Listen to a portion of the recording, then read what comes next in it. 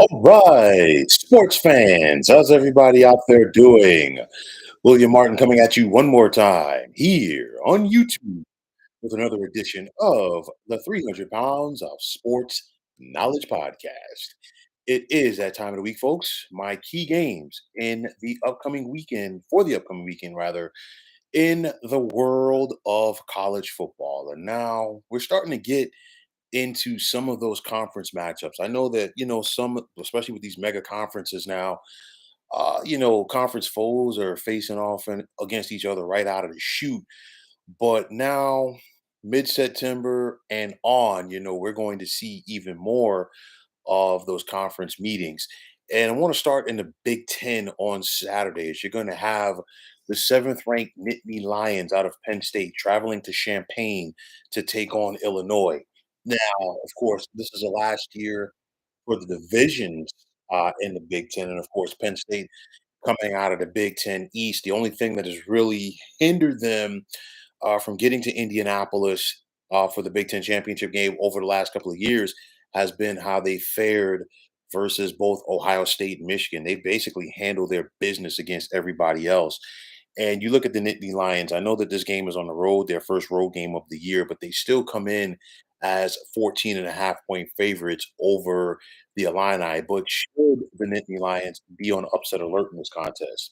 For sophomore quarterback Drew Alar, he's had a strong start to being the guy at quarterback for James Franklin in this offense, and of course he has plenty of talent around him to rely on. You look at the running game with Penn State, and I think that they're going to get off the bus, at Champaign, looking to establish that running game as you have two of the dynamic playmakers, two of the biggest dynamic playmakers that is in the Big Ten from the running back position for the Nittany Lions, and I'm talking about Katron Allen and Nicholas Singleton, and of course as Penn State gets that running game going, I think wide receiver Keandre Lambert Smith is going to build off of that.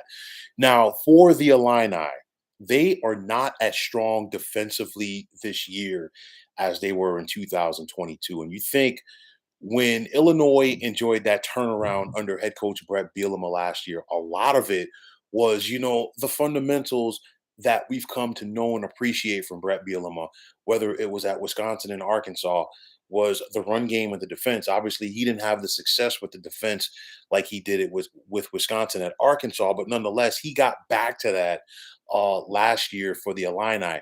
Illinois has gotten away from that. They're 126th in the nation so far this season. And I know that Ryan Walters, their defensive coordinator, who's now the head coach of Purdue, not being there, I think that is a part of Illinois taking a step back. We've looked at this Illini team so far this year. They struggled at home in their opener versus Toledo, while they had no answers for Kansas last week. Quarterback Luke Almeyer has been up and down on this early season. And Illinois, they're just not running the football like they were last year. Because of that, I'm going to take Penn State on the road in this one by the score of 38-23. Now, it's the SEC opener for LSU and Mississippi State in Starkville. The Bayou Bengals come to town favored by 9.5 points. But I'll tell you like this, Starkville can be a very tricky place for opponents, especially ranked opponents. Now, quarterback Jaden Daniels, still one of the best playmakers from the quarterback position in the SEC. And I think this Bulldogs defense is going to have their hands full with him on Saturday afternoon. A lot of talent on offense for LSU with the likes of Malik Neighbors and Brian Thomas Jr. At wide receiver. But this Mississippi State team, just because they're not ranked, uh, don't overlook what the Bulldogs can do and probably will do this season. You look at quarterback Will Rogers; he's been there forever in this offense, and then running back Jaquavius Marks. Will the defense be able to slow him down? I also like the play of linebackers Jet Johnson and Nathaniel Watson, because they got to try to find a way to slow down this LSU offense. I think this is going to be a solid game for the most part, but I'm going to give the edge to LSU as I see them pulling away late by the score of 38-27. Now, in Columbia, you're going to have the 15th ranked Kansas State Wildcats traveling to take on the Missouri Tigers. Kansas State comes into this contest favored by 4 points. And of course, about a decade or so ago, this was a conference meeting in the Big 12. Now, for Mizzou, they're looking to get payback after they went on the road to Manhattan last year and were run off the field by the Wildcats. They're still going to have to deal with K State quarterback Will Howard. And then when you think about Kansas State, you think about their running game. Of course, a lot of it last year was running back Deuce Vaughn, who's now doing it in the NFL for the Dallas Cowboys. But you still got DJ Giddens and Trayshawn Ward. You look at this Kansas State defense, and I want to keep an eye out for linebacker Austin Moore as well as defensive end Charlotte Duke in this contest. Missouri has themselves a solid team. Are they going to contend with Georgia to win the SEC East? Probably not, but nonetheless, you can't overlook this Missouri team with the likes of Brady Cook at quarterback, and of course, running backs Corey Schrader and Nathaniel Pete. Defensive lineman Niles Gaddy, can he have that get off to disrupt this K-State offense on Saturday? We got to wait and see. I think this is going to be a back and forth affair. Two sleeper teams in their respective conferences. Of course, K-State coming out of the Big 12, but I'm going to take the Wildcats in a tight one on the road by the score of 34-31. And finally, on Saturday night, in the SEC. You're going to have the 11th ranked Tennessee Volunteers traveling to Gainesville to take on the Florida Gators. And for the Vols, they come into this contest favored by 6 points on the road. Now, of course, once upon a time, this was one of the games in the SEC. It was right up there with Alabama, Auburn.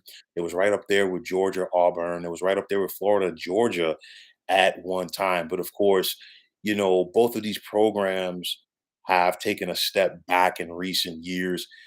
Florida, they've shown flashes. Obviously, they're rebuilding once again.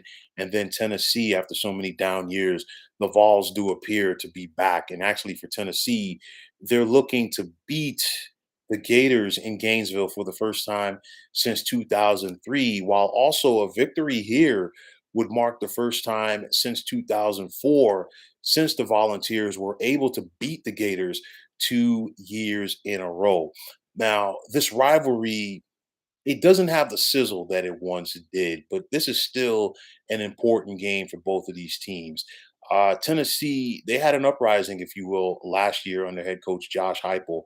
They were close to contending with Georgia at the top of the SEC East, and the Volunteers want to get back to being the Volunteers of the '90s. So you definitely want to get off to a strong start in the SEC, especially in a venue where you have struggled at for some time now.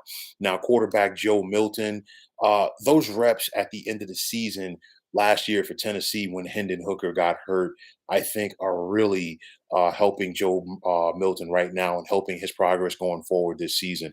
I like what I'm seeing from this offense for Tennessee with the likes of Jalen Wright and Jabari Small, and then linebacker Aaron Beasley and this defense. They've already had 7 sacks so far on this young campaign. Now, for Florida, obviously they're 1-1. Tough loss to begin the year on the road at Utah, which is a tough environment for anybody to play in. But I think the Gators got some confidence last week being at home against McNeese State, and they're trying to build off of that, obviously. Running backs Montrell Johnson and Trevor Etienne, they've got to get off and get the running game going. And I think that means the offensive line for the Florida Gators has to get it going. Why? Because you want to take some of that pressure off of quarterback Graham Mertz. And for me, the Florida faithful, I think they're kind of like they're teetering a little bit, if you will, because obviously the Gators want to get behind this team. The Gator fans, rather, they want to get behind this team, and they want to see the Gators get back to winning. And there's some people they're souring on Billy Napier, but I'm like, you know what? He's only in his second year. Give the guy a chance to establish his program there. And obviously, you got to win the conference games. You got to win the big conference games. They lost last year to Tennessee and, of course, Georgia. And, of course, the folks in Gainesville don't like losing to either one of those teams or Florida State. Florida did all three of those things last year, but nonetheless, getting back to Graham Mertz, you want to put him in a position where you know what he's not trying to win the game by himself, and I think the way to do that is to establish that running game, take some of the pressure off of him against this Tennessee defense. Can wide receiver Ricky Pearsall have a big game against the Volunteer secondary? We've got to wait and see. And then I want to see linebacker Shamar James, how he looks going up against this Tennessee offense. Conventional wisdom says, you know what, go with Tennessee. But I'll tell you like this is a night game at Ben Hill Griffin. The folks are going to be going crazy there. Again, this is an important game for both teams, but I think Florida is going to find a way to pull it out. It won't be pretty, it won't be conventional, but I'm going to take the Gators to protect their home field with the 30-27 win. So, folks, those are my key games for this upcoming Saturday in the world of college football. And as always, I want to take this time out to thank you for tuning into the 300 Pounds of Sports Knowledge podcast here on YouTube. I want to take this time out to thank all of you fine folks out there for tuning in. And if you have not already, please feel free to subscribe to this channel. Now, if you're on the X, formerly known as Twitter, please feel free to follow me at 300 Pounds of Sports. And like I always say, if you follow me, it'll be my pleasure to follow you right back. There's also the sports discussion group on Facebook at the Sports Depot 365. Now you can check it out. Drop a line and be a part of one of the better sports debating sites going on social media. So once again, fine folks, my name is William Martin, and I am signing off. And I'm saying take care and have yourselves a wonderful day.